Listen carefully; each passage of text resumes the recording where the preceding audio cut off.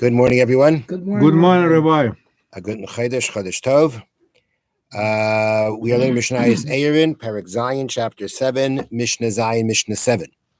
Okay, so we began discussing the Shitufei Mavois, the fact that if courtyards lead into an alleyway, in order to be able to be permitted to carry from the courtyard to the alleyway, from the alleyway to the courtyards, you have to make a Shituf, which means all the members of the courtyards have to donate food, or as we say, have a share of the food that is located in one of the houses, in one of the chatzeros.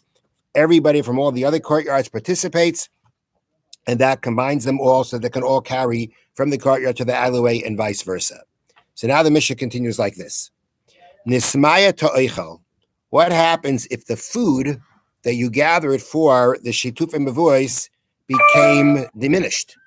Now, we have yet to discuss how much food has to be there. We haven't done that yet.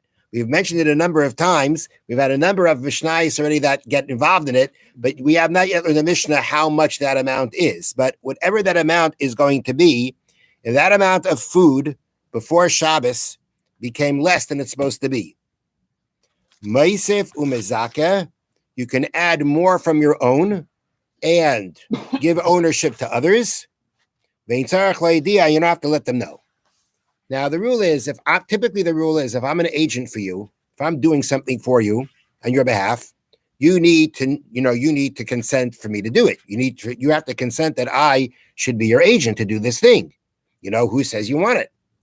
However, the rule is that something that we can assume you do want, I can be an agent even if you don't know about it. I can do it for you.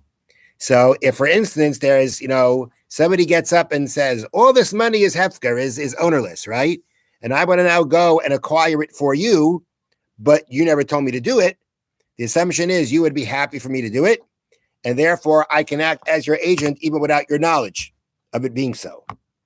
Now, that's what's going to happen. That could happen here by shituf and mavuos. That could happen here where, let's say in this case, right? Exactly in this case. In this case, you had the food got less before Shabbos. You don't have enough food to make the shituf mavuos on Shabbos. So what are you going to do? What are you going to run around to everybody and tell them, the food got less and we need more? You're going to go ahead. You're going to be a considerate person. You're going to take from your own food. You're going to go ahead and you're going to add it. You're going to have someone now go ahead and acquire it for them, even though no one's necessarily going to know about it. I'm not going to run around telling everybody I did it, but it can still work for everyone. I can do it. I can go ahead and add it for them, and the other person, which I'm assuming is necessary here too, will acquire it for them. And being that they'd be fine with it, they'd be happy with it, it can work for them.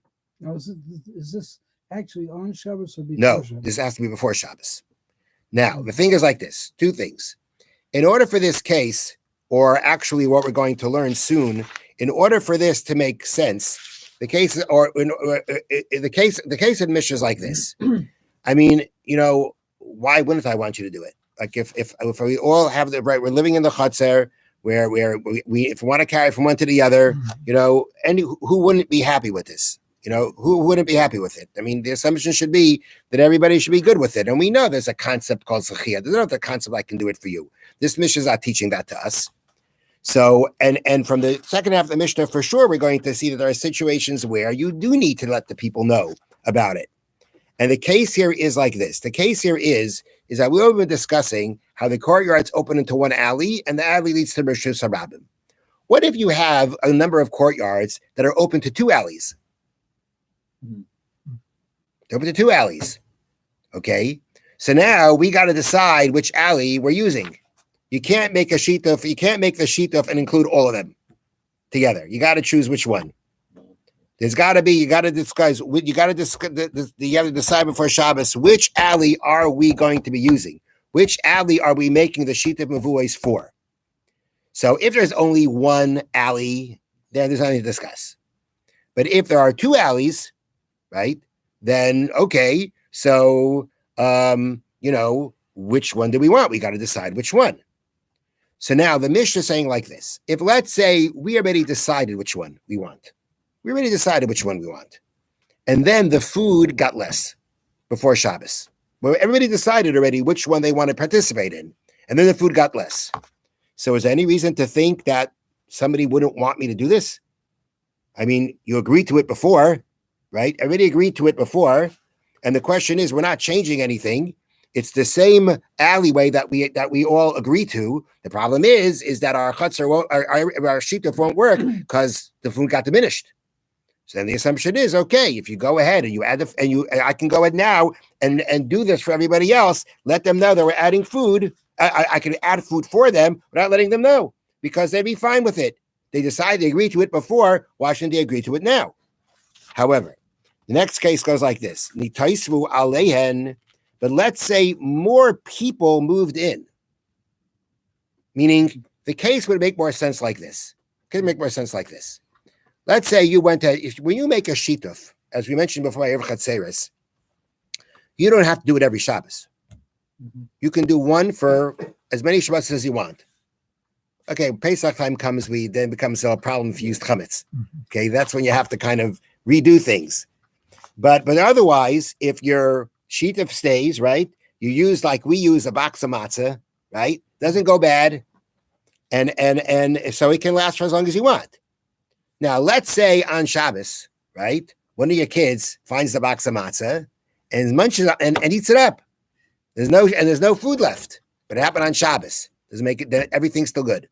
As long as the shituf or the Erev was there before Shabbos and it went into Shabbos, as Shabbos started, it was there, you're good for the rest of Shabbos. But you're not good for next Shabbos. Yeah. Next Shabbos needs a new one. Okay? Now, if let's say between the two Shabboses, right,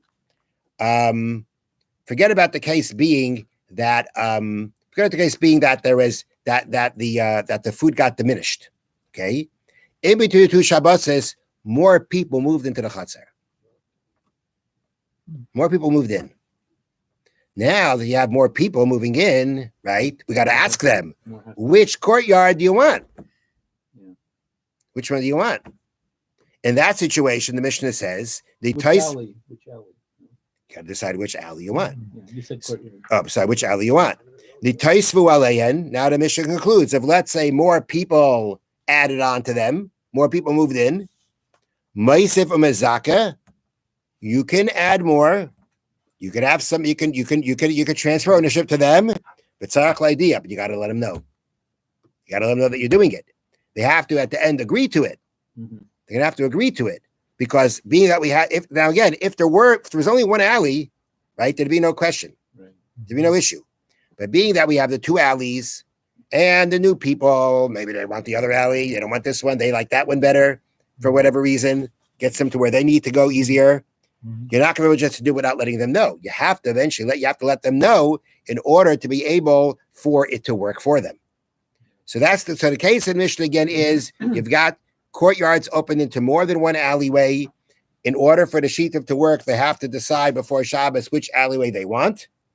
And therefore, in a situation where the food got less and everybody really agreed before how they want to carry into which alley, and the food got less, you can now add food for the other people, transfer it to them. You're not going to let them know about anything.